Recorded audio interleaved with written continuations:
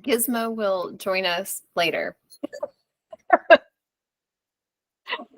If any of you know anything about cats, cats are some of our greatest teachers, because even if you can get to the point of successfully communicating what it is that you want your cat to do, they always will have that point where they get to decide, do I want to do that today? Do I want to do that right now? And if they don't end up with 2 yeses with both of those questions, there's really nothing you can do about it. That cat is going to do exactly what they want to do. Now, the trick is to convince them that they want to do what it is that you want them to do. And that requires you to learn cat behavior. And studying cats for years and working with cats for years to learn that instead of trying to get them to play with the thing that you're dangling in front of their face, you really just need to dangle that same thing around the corner in a place that they can't see it, but they can hear it. And you'll get their attention every time. Almost every time. There's always a caveat with a cat.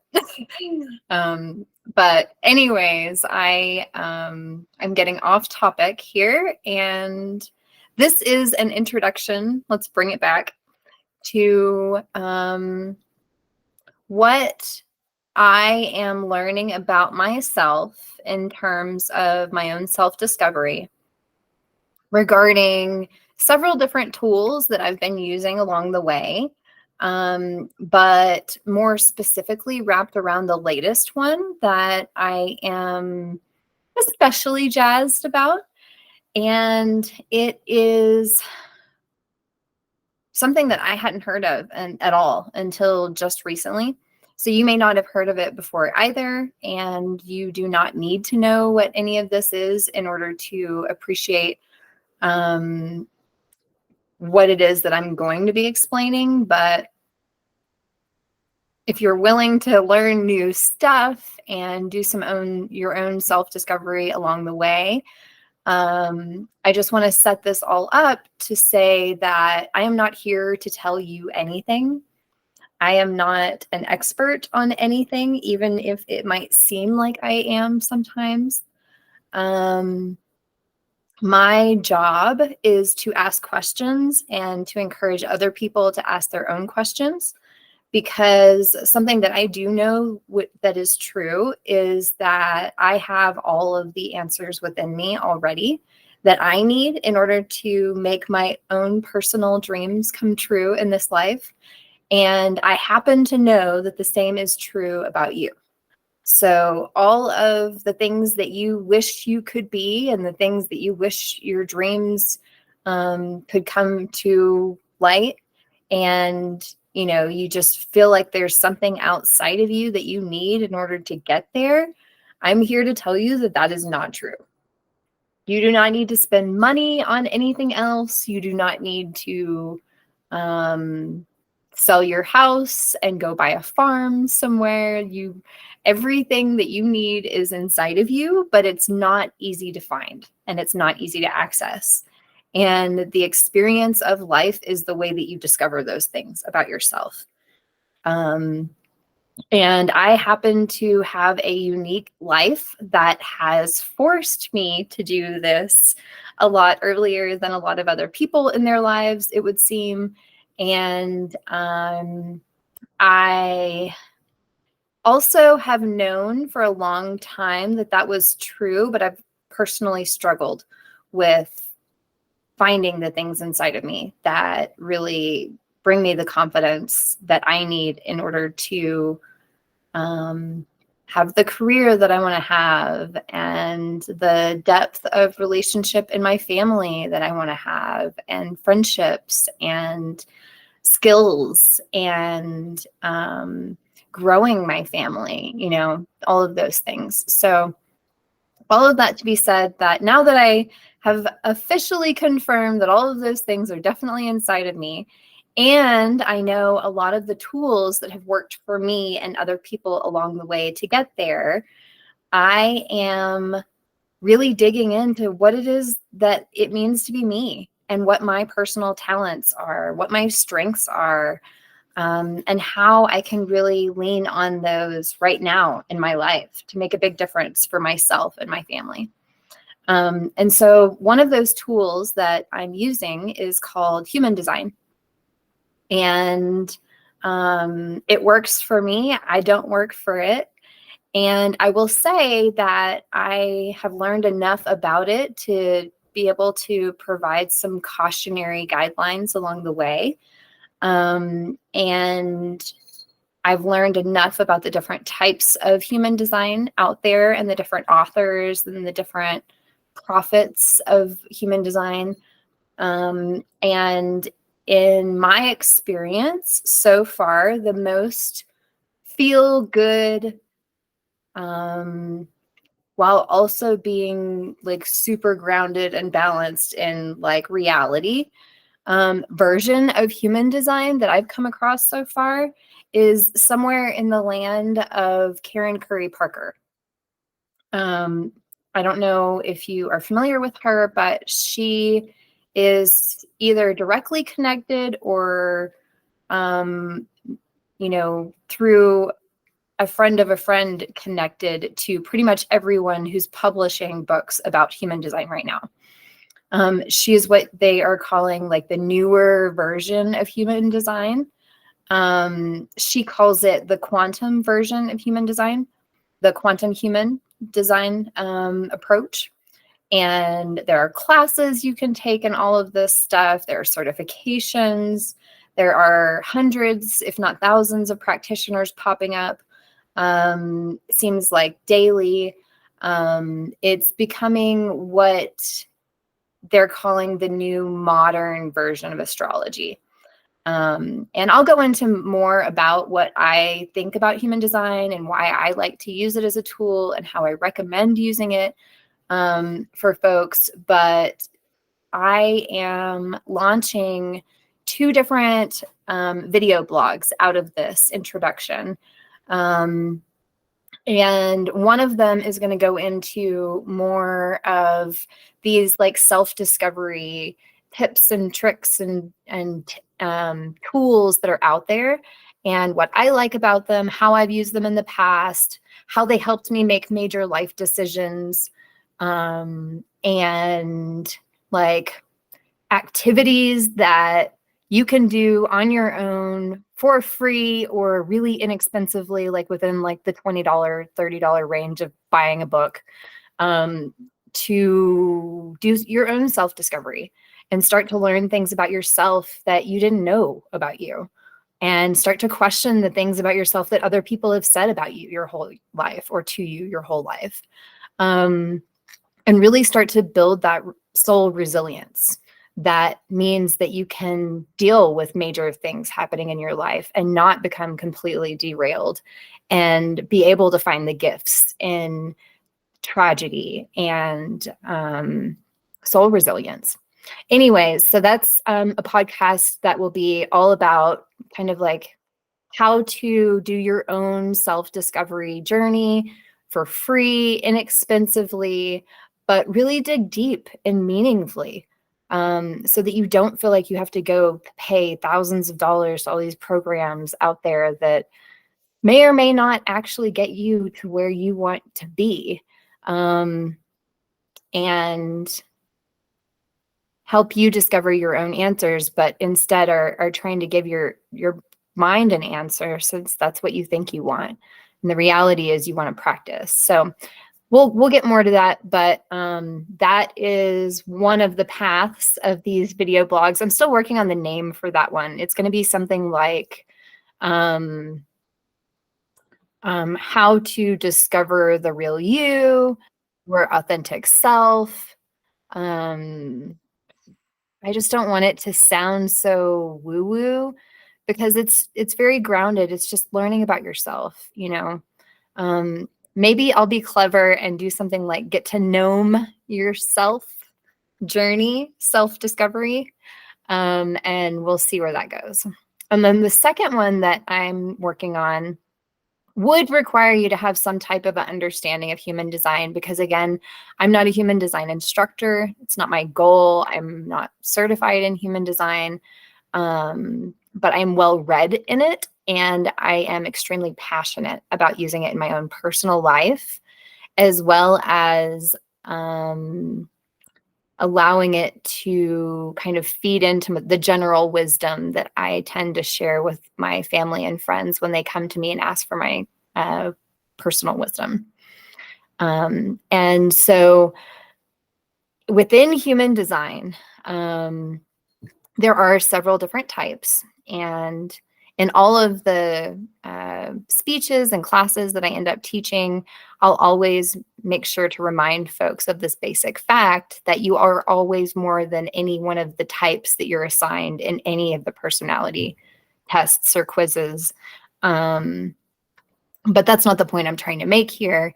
Within human design, there are some types, and there's a type in there that is assigned to me.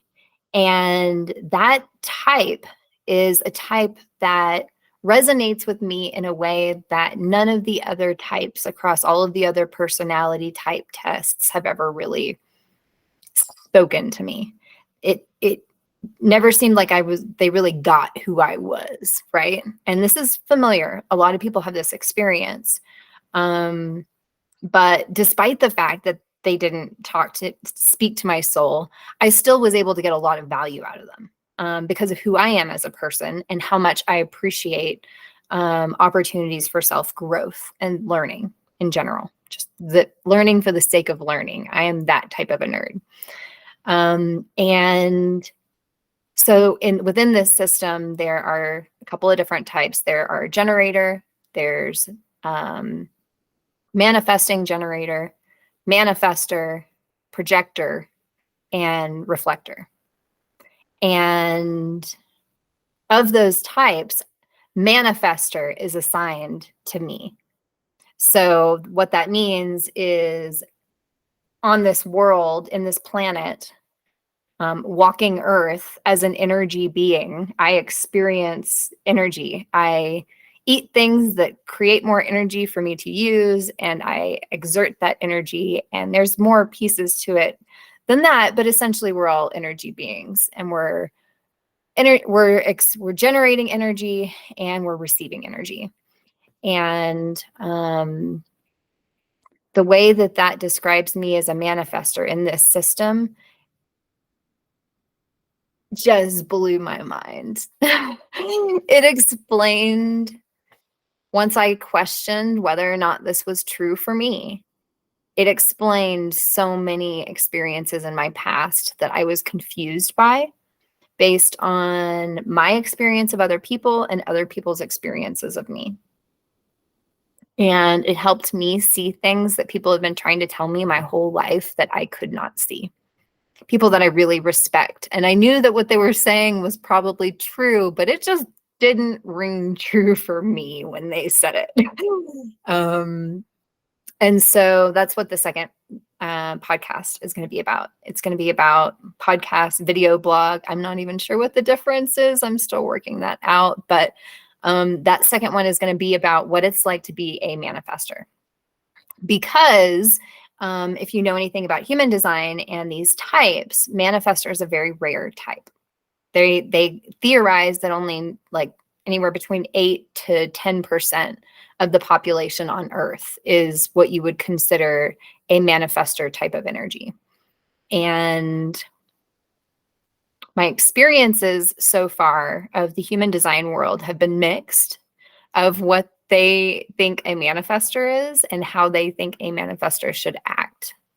And because of all of the other self-discovery work that I've done throughout my life, and personal development and professional development and personal growth and all of this, I can recognize when there are pieces of that advice that are not best serving humanity, and how to call them out with love and redirect and get the whole group back on track for doing the right types of self-discovery that really do serve ourselves, our our love for ourselves, our love for our friends, our relationships, our families, our animals, the planet.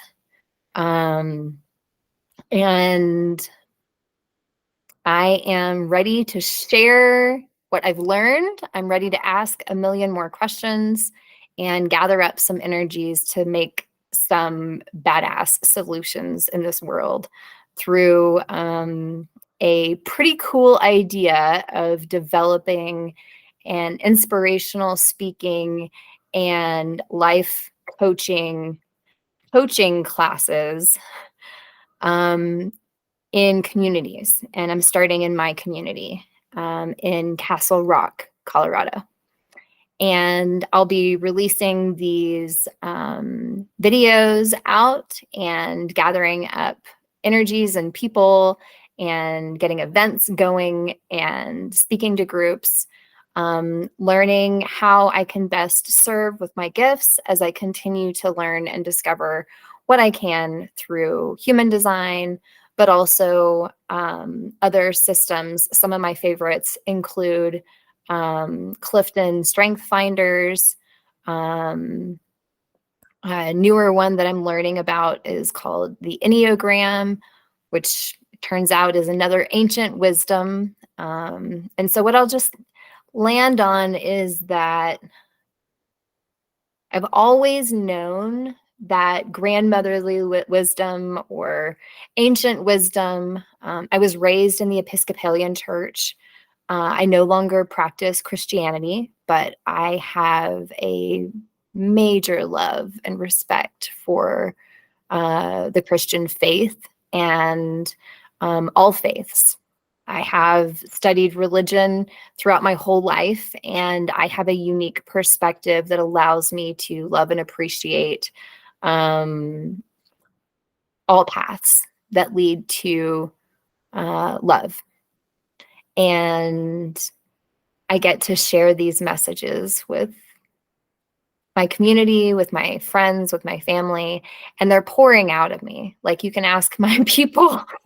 I need an outlet that is not my personal family and friends, because my messages are just that big. So I've always known that these ancient wisdoms were true on a certain level, but I also knew that the creation, the form that these thoughts take sometimes are not serving of humanity. And it's really hard to reconcile those two things. So I've spent my whole life doing this and creating that opportunity for reconciliation within myself, within my relationships, within the environment, and energies that don't even have voices, like animals and mentally handicapped people, and the opportunity for connection and community is so big right now. And it's the thing that most people are missing and that most people need the most of right now. And so please come along on this journey with me. Help me figure out what this looks like along the way, as I learn to continue to utilize tools to help me strengthen my soul and the souls all around me. I love you all very much, and I can't wait to start producing all of these video podcasts and pieces and show you what it is that I've been working on throughout my whole life, but also especially these last couple of years and months.